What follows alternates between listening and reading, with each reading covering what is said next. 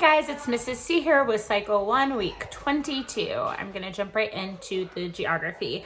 So as I've said before, several of my kids are going for Memory Master. Some of them have already done their tutor proof. I've got a couple more to do. So a lot of them are already familiar with these last few weeks of material. So I'm trying very hard to make it interesting for them, which is a little difficult, but that's okay. They are still being very nice and respectful in class, so I'm appreciative of that. But we had the Western South America, so I came up with an acronym of Velociraptors for Venezuela, for CAN for Colombia, EAT for Ecuador, and then I let them pick the last three. Like they each came up with their own acronym for the last three. So Velociraptors, CAN, EAT, and then they came up with something for P, B, and C. So I think one of them said partially boiled children. And then we had some chicken in there. There was bacon on one, and just a lot of different funny ones that I let them come up with. And we just went around, pointed and said them, and talked about Venezuela has the little V that goes down into Brazil underneath it. And then Colombia is the one that's attached to kind of the Mesoamerica area. And we talked about that Colombia was kind of like, come on down. The C for Colombia can be the C for come on down. And that's the part that's attached there. One of the kids came up with that one. Ecuador is really tiny. Peru is kind of shaped like a P on its side. You can draw a P in there. Bolivia is kind of, it's not a circle, but it's the most circular one. And then Chile is really long and skinny, like a chili pepper, if you've ever seen one of those. So we talked about that for a minute. So that was geography. Then we went on to math. So we had commutative law this week, and we talked about that if I drove from my house to work, it's the same distance if I drove from work to my house. But if this is point A and that's point B, it's the same distance either way. Like a commute was what I was trying to relate to them. And that it doesn't matter. You can switch them around. They're the same way. You add them or multiply them either way.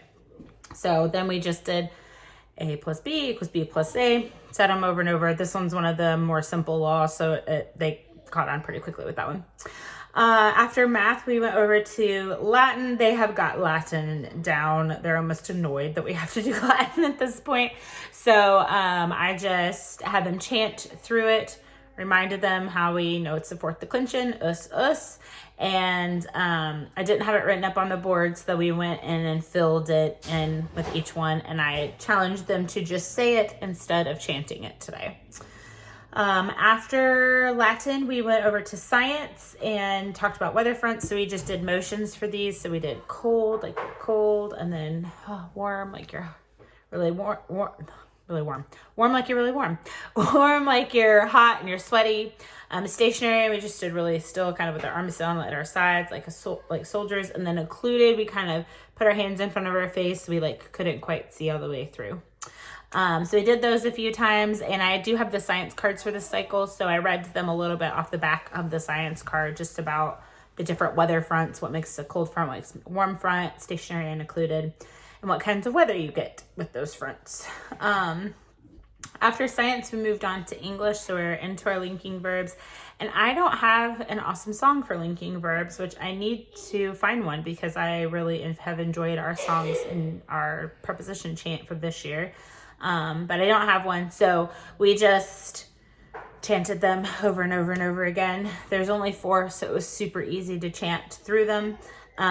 We kind of said it in a similar way to when we were doing our helping verbs. We said may, must, might. So we said feel, become, remain, taste, feel, become, remain, taste, and just said them over and over that way. After English, we went on and did timeline, and it had been forever since I hid the timeline cards around the class. So I hid them around the class this week. I tried to hide them really hard, but there's only so many hiding spots in a classroom, and so some of them they found pretty quickly. I had one pretty good that took them a while to find, but when I hide them, we hide them and then we sing them while we are trying to find them, and then we get them kind of put in order and sing through them again once they are in order. And then I took a few minutes and just really quick ask questions about each card. So I said North Atlantic Treaty Organization. Does anyone know the other name, like the other way that we refer to this? And we talked about that it's NATO. And then we talked about the Korean War. Where did the Korean War happen? In Korea. And I said Martin Luther King Jr. and the Civil Rights Movement. And one of my students had actually done a presentation on him in February. And so I asked her if she could tell us the fact about him really quick. Then Jim and Elizabeth Elliott, missionaries to Ecuador. And I said, what country did they go to? And the kids were like, Ecuador. And I was like, where is Ecuador? Because we just learned that this week. The Antarctic Treaty. Where was the Antarctic Treaty? Antarctica. And then I read to them off the back of the card the countries involved.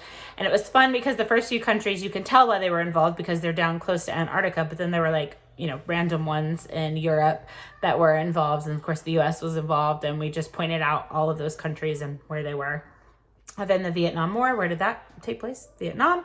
And U.S. astronauts walk on the moon. And I jokingly asked them, where did that one take place? So anyway, that's what we did for timeline. It was fun to go over the cards. I've really enjoyed just taking a quick minute, especially with the older kids who know the timeline well. You're like beyond hand motions for it. Just taking a quick second and making them actually process the words that they're saying that are on the timeline. So for history, we did the British North America Act of 1867, of course. And I am not as familiar with this sentence. I feel like every cycle, the last few history sentences of the cycle just never completely stick with me, probably because I'm not listening to them all year long like I am the other ones. So I was still learning this one, so I did play it for them a few times, and then I let them come up and change a word on the board, so we ended up with a very silly sentence. It had to do with the cows gaining independence from the sharks.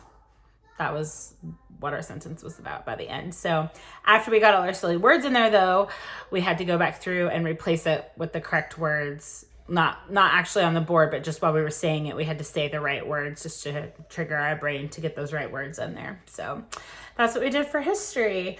I wanted to really quick share a fun review game idea. I hope to this summer do some videos just specifically on review and other things, just so if you're looking just to review, you can go and look at those. But because it's getting close to the end of the year, and I know sometimes you either have a lot more time, or you're just looking for something to make it more exciting. This could be a great last week of the year activity. You can do this on a floor. You don't have to have, I have a shower curtain. You don't have to have a shower curtain. You can just tape it out on the floor. But I did it with a shower curtain because it's easy to lay it down and then tape the corners. So I divided up this shower curtain. It's just the cheap one from Target, I think, into squares. So it's a 5x5 grid. And then you lay this out on the floor, and because it's a little slippery and we were on a tile floor, I did tape the corners. I just used painter's tape on that, and it's a 70 by 71 shower curtain. If you just go to Target and buy the White Room Essentials one, it's like the cheapest one, and then you'll measure like every 14 inches for your grid. So there you go, I did the math for you, mostly because I did it last night. So then what I did is I drew up these little pathways. So this was like our first one that we did right here. So this was the correct path to get through the grid. If you did not go exactly on this path, I joked. It's kind of like, you remember the game Minesweeper when you were trying to figure out where all the mines were? So it's kind of like that, where if you don't go on this exact path, it's like there's a landmine and you have to start over. So the kids all line up. They always start up at this top square and they end at this square, so they do know that. And so when they step into this square, they can either go this way or they can go this way. So they have to kind of make a choice. So as you can see, the ones down here they're going to the side rather than straight down. So they just step into a square and I say, oh, you're still alive, or oh, nope, sorry, you hit a bomb. You have to go back to the back. So if you're doing this to a review game, before each person steps into the grid, they have to answer a review question. So I might say, tell me Latin fourth declension noun endings. So they would say those, and then I'm like, all right, you can try. So it's fun because all the other kids are also watching, so they're kind of working together as a team to get through the maze. And you have to kind of pay attention to what the person in front of you does so that you know where they messed up or where they went wrong, and you can try a different path. The first one is a little bit easier because you really only have 2 directions. You cannot go diagonally for this. And if you wanted to for your game, you could, but it's just easier to know that you can only go because otherwise you get here and there's just like too many options. So they take a step, they went down, that was good. They stepped here and I was like, oh, sorry, you've blown up, you gotta go to the end of the line. So then the next kid is there. I asked them a review question. When they answer, then they get to start going through the maze again. So I did tell them that they will never backtrack into a square that they were in. But like if they had gone here and then stepped over here, I would have said, oh no, sorry, you've blown up. But that doesn't mean, obviously, they will end up in the square. So it doesn't mean that square is out. It just means that wasn't the correct path through there. So anyway, I just made these up. There's nothing special about any of these. I did try to make this last one like super hard. And then I tried to make the first one a little bit easier. So again, you just have them line up. You just work through the line. They each try and they all get a little bit further. And eventually, like as they get further in the maze, you'll have somebody being like, okay, over one more. Now step forward. Now step to the left. No, the right. Like, and they'll be all helping each other out. So it's a fun, easy game. You can play it several times. And like I said, you can just tape it out on the floor. You just need a grid pattern. And I did 5 by 5. I feel like that's plenty big without being too big, and big enough though that they're not just blasting through the maze. So that is my review game idea. Hopefully you guys play it and enjoy it. But anyway, I hope you have an awesome weekend here. The sun is finally out. It's been raining for days, I feel like, here. But I will be back next week with week 23, and then we'll only have one more week. And hopefully I will see you guys some over the summer with a few other different types of videos. If you have something specific you'd like to know about, or you would like to see how I do or anything like that, I would love to share with you. So just leave me a comment down below and I will do my best to get back to you with that. So, all right guys, have an awesome day. Bye.